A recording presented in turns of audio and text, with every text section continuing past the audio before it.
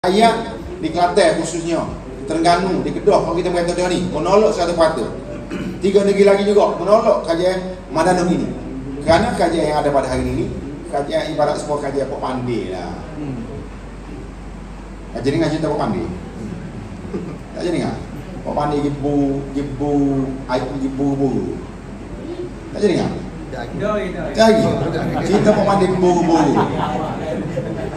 Pok Mandi buru. Ni cerita Pok Mandi. Kajian Pok Mandi. Dia ni buru-buru. Dia kat apa ni? Tubuh ni kat tali panggil dah. Boleh sakar diselit. Boleh sakar diselit.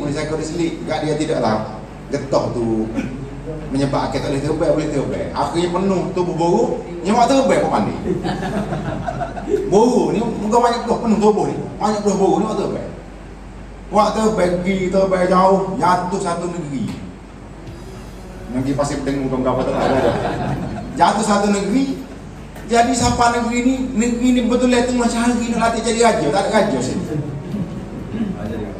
Jadi tengok Pok Mandi mari lah ni. Lepas mari ni. Hebatnya orang ni. Akhirnya putus siapa dia latih dah jadi raja. Bila latih jadi raja, muka Pok Mandi nak kata negeri tak reti. Ekonomi tak reti. Menengung pagi-pagi menengung. 2-3 hari seminggu meneng, akhirnya dia kecek sore. Dia kata apa dia? Ingat lawi dia kata kalau Pok Mandi ada boleh makan apa ni kopi kayu rebus. Ingat Pok Mandi, dia jadi raja dah. Ingat Pok Mandi dia boleh makan kopi rebus. Jangan dengar ke pengawal dia. Dengar ke pengawal. Pelik dia kata raja kita. Ingat kopi rebus duduk dalam istana dia patut makan chicken chop lah kita dah. Orang tak main dah ribu ni chicken chop. Ribu apa lah ni kalau kopi kak dia panggil kopi apa dia panggil ni? Cappuccino lah bukan tak main dah kapapi ni. Tengok ribu lagi. Jadi akhirnya muka raja seminggu tahu ke sana.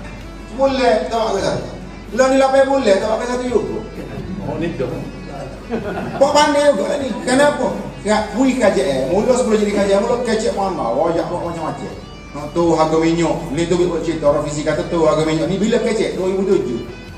Orang tu buat video dia rupanya bukan 2007, 2017 ada pula video baru dia kata nak jelajah seluruh Malaysia, nak royak kepada masyarakat, royak kepada pengundi sebelum hari 18.